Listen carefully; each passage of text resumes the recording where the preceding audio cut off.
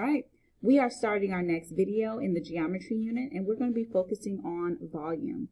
Volume is a three-dimensional space taken up by a solid, liquid, or gas. So we're going to be asking ourselves, how many cubes can fit inside this space? How many cubes? So think about area for a moment. We were asking ourselves how many squares can fit on the surface. But now that we're moving to something that's three-dimensional, we're going to have to think about a three-dimensional object, a 3D figure. And that is when we can refer to a cube. So looking at this tissue box, we're asking ourselves how much tissue can fit inside of this box, right? This is a three-dimensional figure. We're not just focusing on this side of the box, this surface. No, we're focusing on how many tissues can I fit inside of the box. And so that's where we're going to have a new formula, and that is our volume formula. Our volume formula talks about using the area of the base, so big B times H. So let's write down what that big B means. So big B is area of the base, and we're going to multiply that by the height. And so now I'm going to show you something really cool. I'm going to show you how to make a rectangular prism if you already don't know how to do it. So, rectangular prism.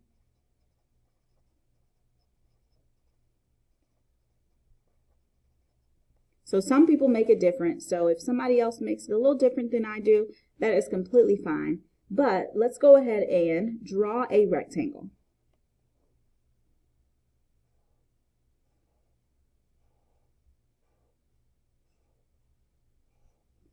Now I want you to draw another rectangle above that rectangle, but kind of over to the right.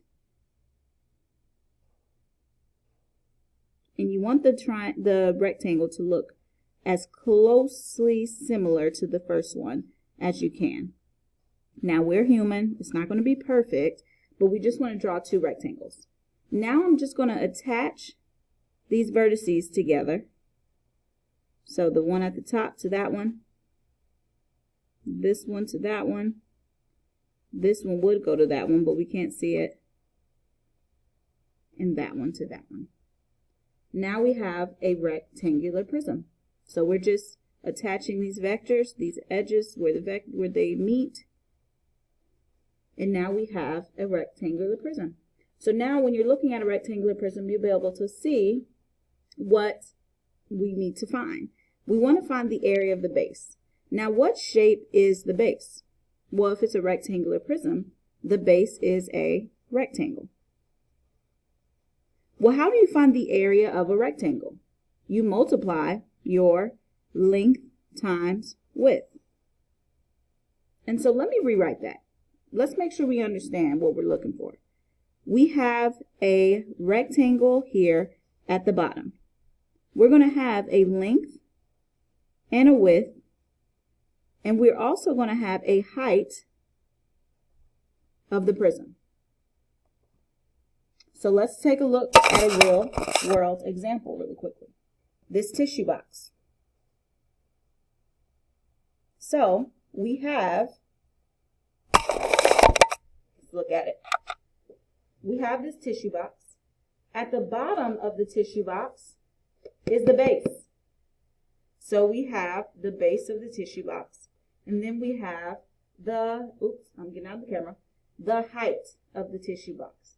Base, and the base is the same on the top and bottom, and then we have the height. So now let's take a look and put that on our paper. Let's make sure we understand what we're looking at. So we have our base at the bottom, and I could kind of shade it in. Our base is down here. And if I wanted, I could even, so you can see that our base is down here.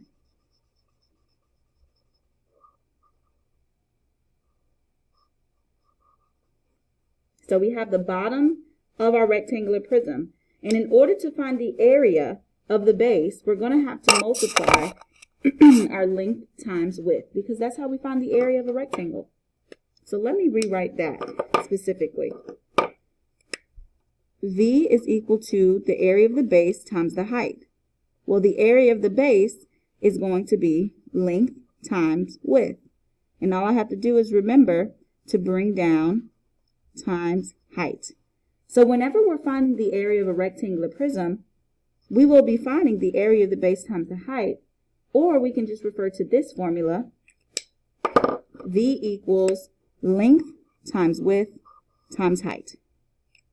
All right, so let's go ahead and do an example. So we're going to try to draw a rectangular prism, another one.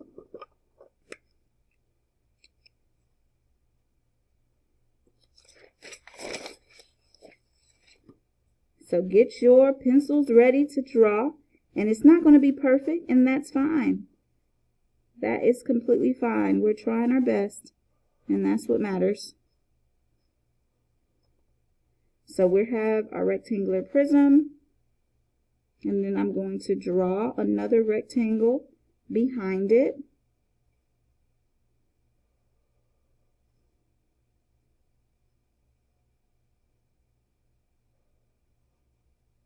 All right, and now I'm just going to attach to make it 3D.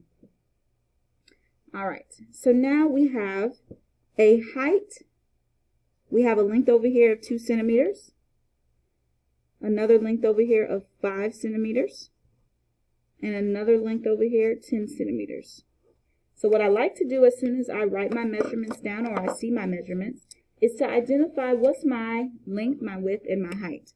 My length over here is 10, my width is 5, and my height is 2. So now I'm just going to use my formula.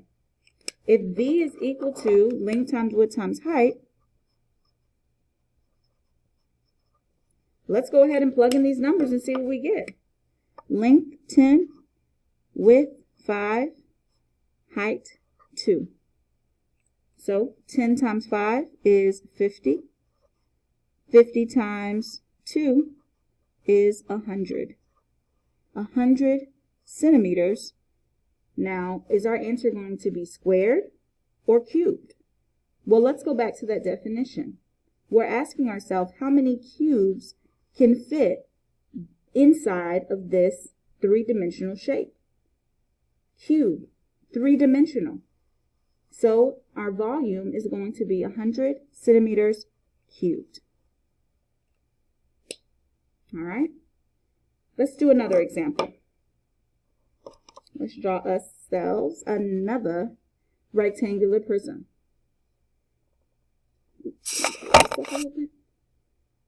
Okay.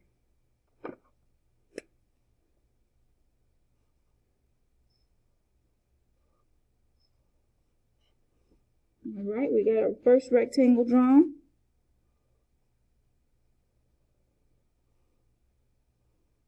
Connect these edges, and you can, as you learn how to draw these better and better, you'll learn new strategies on how to make it look the way you want it to look. All right, so we have our rectangular prism. Let's write down some lengths of the sides, the edges. So down here we have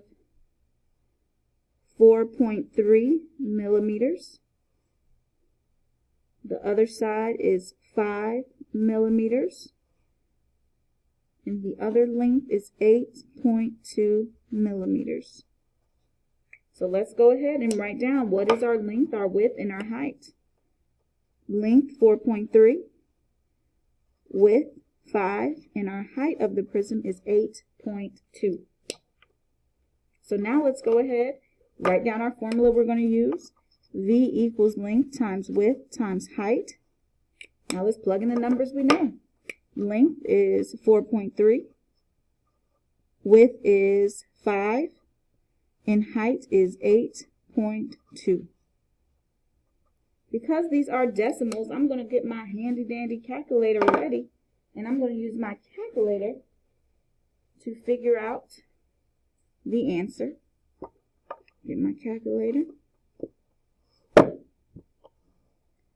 So we have 4.3 times 5 times 8.2, leaving me with 176.3. And what is our units? Millimeters cubed. All right. One last example, but you probably got it already, but I just want to go over one last example, and this last example is going to be including fractional edges. So if you got it, you can pause the video, you can go and try some practice, but if you need some practice with these fractions, because it's been a while, continue watching. All right, so let me draw my two rectangles.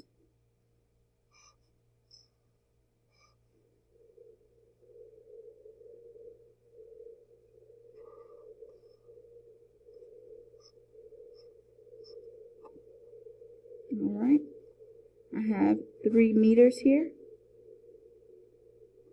2 1/4 meters, and 4 1/2 meters.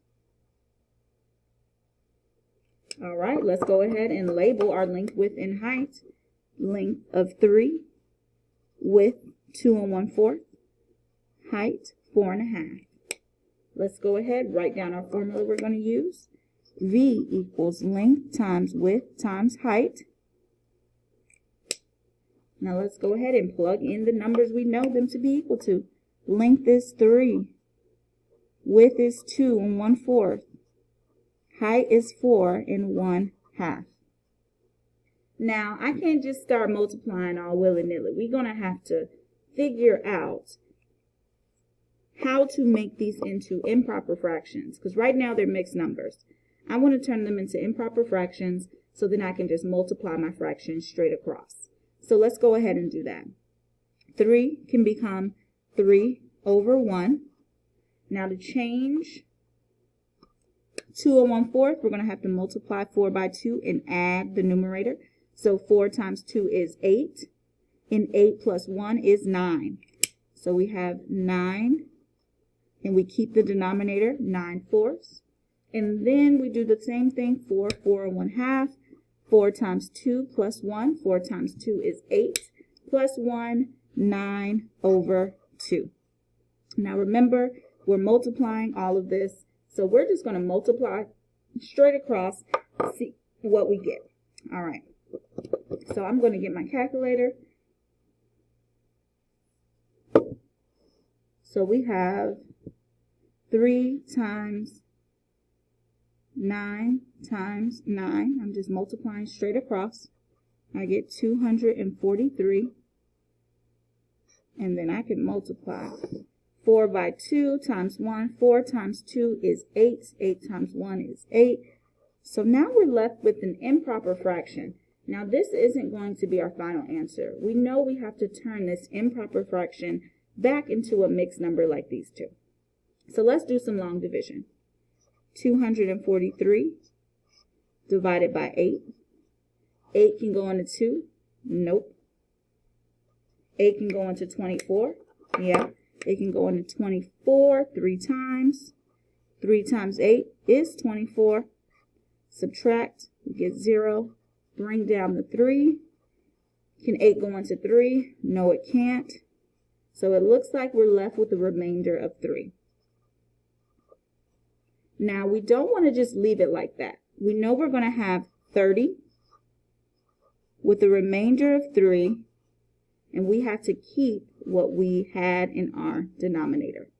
So 30 3/8. So the volume is equal to 30 3/8. Can we simplify this anymore? No. This will be our final answer. So remember your formula. Remember your strategies when working with decimals and fractions, and you will be set. All right, thank you.